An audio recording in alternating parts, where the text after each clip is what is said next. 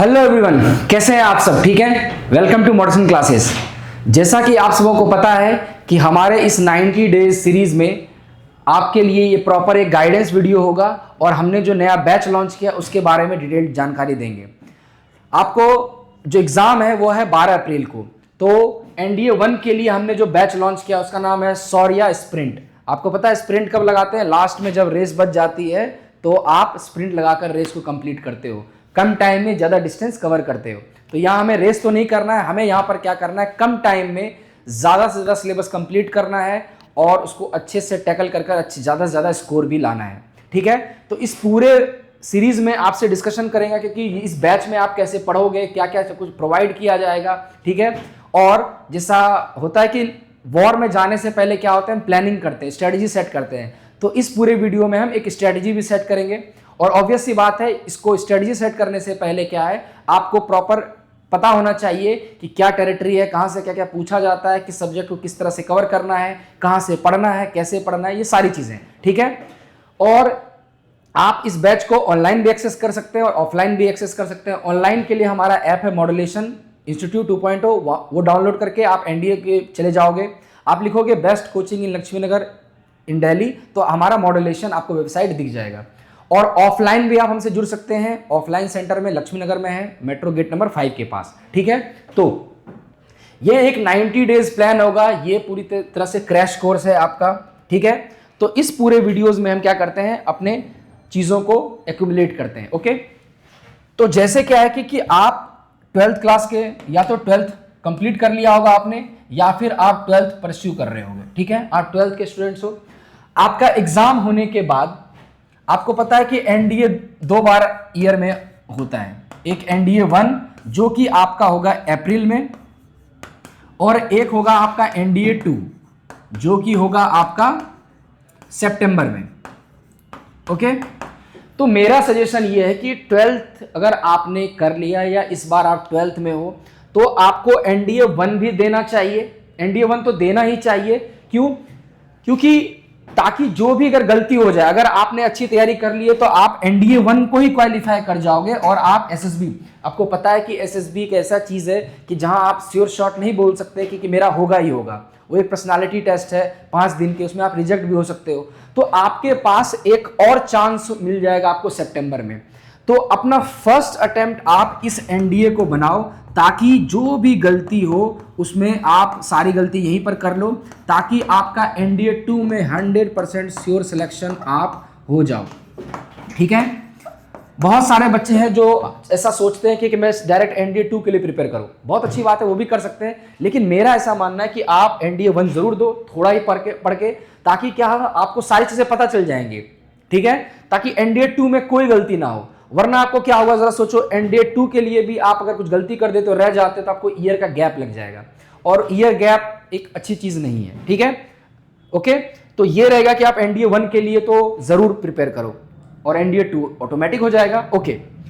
NDA 1 के लिए अगर आप कैसे प्रिपेयर करोगे, जो कि अप्रैल में है, NDA 1 90 डेज है, तो इसके लिए अब ऐसा करते हैं कि सबसे पहले तो हम सिलेबस जान लेते हैं। सिलेबस क्या है? तो सिलेबस में आपके पास क्या है, आपको पता होगा कि रिटर्न है। रिटर्न आपका कितने मार्क्स का है? 900 का। उसके बाद आपके पास SSB है, ये भी क्या है, 900 का, और इन दोनों को प्लस करके होता है 1800, और उसके बाद आपको इसमें से कट ऑफ आएंगे। ओके। आप ऐसा कोशिश करो कि रिटर्न में कहीं ना कहीं मोर देन 500 लाने का, क्योंकि अगर जैसे एक बार आप मोर देन 500 मार्क्स ले आते हो तो आपके चांसेस काफी ज्यादा हो जाते हैं इसको एग्जाम में सिलेक्शन लेने के। क्या ये पॉसिबल है? हाँ, एक स्ट्रेटजी के तौर पे। ज्यादातर बच्चे, अब अगर मैं 500 मार्क्स के लिए अगर आपको अचीव करना है, SSB एक ऐसा चीज आपको पता है श्योर शॉट नहीं है, हो भी सकता है, नहीं भी हो सकता है। बहुत सारे बच्चे बैकअप प्लान भी लेके चलते हैं, प्लान बी, वो भी हम डिस्कस करेंगे। लेकिन अगर आपने ये डिसाइड कर लिया कि हाँ सर रिटर्न में मुझे मोर देन 500 लाना है, अब इसकी स्ट्रेटजी बताइए। तो रिटर्न में अगर आपको 500 लाना है तो वापस से पहले इसके सिलेबस के ऊपर आते हैं कि क्या है इसका सिलेबस। आपको पता है कि सबसे पहला पेपर 1 है जो कि होगा मैथ्स। क्या होगा? मैथ्स। मैथ्स में आपके पास है 300 मार्क्स का। कितने मार्क्स का? 300 मार्क्स का। तो कहीं ना कहीं आप टारगेट क्या करो, 70 to 80 क्वेश्चन, 70 से लेकर 80 क्वेश्चन टारगेट करो। और ये कैसे होगा ये आपको एक वीडियो में बताया गया है, लेकिन उसके ऊपर कॉपीराइट आ गया है किसी वजह से, एडिटिंग में कोई वीडियो यूज हो गया है शायद, उसकी वजह से हम अभी टेक्निकल चीज़ों को देखेंगे। लेकिन 70 से 80 क्वेश्चन कैसे आएगा इसके बारे में आपको डिटेल जानकारी दी गई है। अगर YouTube पे वो वीडियो तो जाके आप देख सकते हो, वरना मैं आप कमेंट में करोगे कि सर ये 70 to 80 क्वेश्चन मैथ में कैसे लाए, किस सब्जेक्ट को पढ़ें, तो मैं फिर से वीडियो बना दूंगा। ओके, अब आते हैं पेपर 2 के ऊपर। अगर आपका मैथ वीक है तो आपका एनडीए सिलेक्शन के चांसेस ऐसे ही रुक जाते हैं। तो मैथ तो पढ़ना ही पढ़ना है, लेकिन सिर्फ मैथ ही नहीं पढ़ते रह जाना है, आपको पेपर 2 जो कि है गेट जनरल एबिलिटी टेस्ट, इसके ऊपर भी इक्वली ध्यान देना है, क्योंकि इसमें मार्क्स को स्कोर करना काफी इजी है। मार्क्स जो भी आप स्कोर करोगे वो ज्यादा इजी है मैथ्स के मुकाबले। आप एक बार अच्छे से पढ़ लेते हो चीजों को, पीवाईक्यू कर लेते हो, तो आपको 600 मार्क्स में से आपको बताया गया कि ये कितने मार्क्स का है, 600 में से। तो इस गेट में भी क्या है कि इंग्लिश का पेपर है जो कि आपको 200 का है। ओके, और इसके बाद आपको polity, geography, history, current affair, okay, ये सारी चीजें आपको पढ़नी है, इसके बाद आप वहां से स्कोर करोगे। तो अगर आप मैथ्स की बात करो, किसकी बात आप कर रहे हैं, जिसमें 70 से 80 क्वेश्चन की अगर हम टारगेट रख रहे हैं सर, तो कैसे करें मैथ्स में, तो आपके पास जो भी एनसीईआरटी लेवल है अगर वो करने जाओगे तो वो तो क्लियर होना ही चाहिए। आप 12th के बच्चे हो, मैथ आपका साइंस डोमेन है, वो तो आपका होना ही चाहिए अच्छा। लेकिन इनकेस नहीं अच्छा है तब तो आपको एनसीईआरटी, फिर आरएस अग्रवाल, फिर उसके बाद अरिहंत या फिर आरडी शर्मा, इतनी लंबी जर्नी है। क्या आपको लगता है कर लोगे?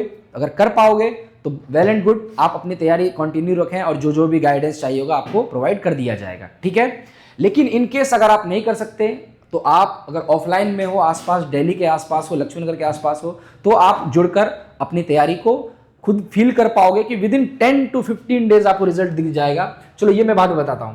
तो सबसे पहले मेरा मानना है कि आप आरएस अग्रवाल को जरूर पढ़ो, ये आपके बेसिक्स को क्लियर कर देगा, क्योंकि अगर वहां बेसिक क्वेश्चन आए तो वो आपसे ना छूटे। आप एनसीईआरटी के एमसीक्यू जरूर लगाओ, ये उस चीज को और कॉन्क्रीट कर देगा, ये मॉडरेट टाइप के आपके सवाल को अच्छे से देख लेगा, मॉडरेट लेवल। तीसरे में आता है आपका आरडी शर्मा, या फिर आप क्या कर सकते हो, अरिहंत की बुक एक आती है अच्छी, उससे आप एडवांस लेवल के भी सवाल लगा सकते हो। वैसे तो ये जेई लेवल भी होता है, जेई के जो बेसिक्स क्वेश्चन होते हैं वो भी आ जाते हैं, लेकिन इतना कर लोगे तो आपका अच्छे से मैथ्स में 70 to 90 क्वेश्चन आप कर लोगे। ओके, उसके बाद आते हैं पेपर 2 पे। ये बच्चे बात ध्यान रखिए, अभी आप हमारे इसी चैनल पर देखोगे बहुत सारे वीडियोस पेपर 2 के रिगार्डिंग है। क्यों? पेपर 2 में स्कोर करना काफी इजी है, लेकिन पेपर 2 वहां पर हार्ड हो जाता है जहां आपको समझ नहीं आता कौन सी बुक उठाऊं, कहां से पढ़ूं, श्योर नहीं हूं, अगर मैं पढ़ भी लूं तो इससे आएगा नहीं आएगा। वैसे वो रिकमेंड किया जाता है कि आप लूसेंट पढ़ो। क्या पढ़ो? लूसेंट। लेकिन जब आप लूसेंट पढ़ोगे तो देखोगे आपका इंटरेस्ट उतना नहीं बन पाएगा, क्योंकि उस लाइन बाय लाइन उसमें फैक्ट्स लिखे हुए हैं, उसके बीच में कोई कहानी बताने वाला नहीं है, तो आप बहुत जल्दी बोर हो जाओगे। हो सकता है उस डेटा तक नहीं पहुंच पाओगे जो एग्जाम में आएगा। ओवरव्यू आपको पता चल जाएगा कि ऐसा कुछ हुआ था, ऐसा कुछ हुआ था, लेकिन फैक्चुअल जो बेस्ड क्वेश्चन आते हैं वो आप करने के देखोगे कि नहीं कैपेबल हो। तो जो हमारा ये बैच है, इस बैच में आपको क्या है, अगर मैं स्पेशली शौर्य 2.0 की बात करूं, इस बैच की बात करूं, शौर्य स्प्रिंट, इस बैच की अगर मैं बात करूं तो इसमें आपको क्या क्या प्रोवाइड किया जाएगा। फर्स्ट, आपको नोट्स प्रोवाइड कर दिए जाएंगे ताकि आपका टाइम बचे। नोट्स ऑलरेडी प्रोवाइडेड दोनों के लिए, पेपर 1 के लिए भी और पेपर 2 के लिए भी, आपका काफी टाइम बच जाएगा। पेपर 2 में आपको इस तरह से सारी चीजें स्टोरी वाइज बताई जाएंगी कि आपको डेटा याद करना काफी इजी रहेगा, और एग्जाम में आप देखोगे कि हमारे जो नोट्स है वो 10 ईयर्स के पीवाईक्यू को ध्यान में रख के बनाए गए हैं, और इसका आप result with in 10 to 15 days आप इसका रिजल्ट देख सकते हो। You will see the result, you will see the result with in 10 to 15 days. ये मेरी गारंटी कि आप इन दिनों में ही आपने देखोगे कि आप कुछ चीजें स्कोर करने लग रहे हो, एक अच्छे लेवल में, मॉडरेट लेवल में पहुंच गए हो। जो गेट जो आपको सरदर्द देता था वो आपको इजी लग रहा है, वो सब एक्सपर्ट फैकल्टी की वजह से पॉसिबल हो पाया है। ओके, दूसरा आपके पास क्या है, ऑनलाइन एक्सेस आपको फ्री दिया जाएगा।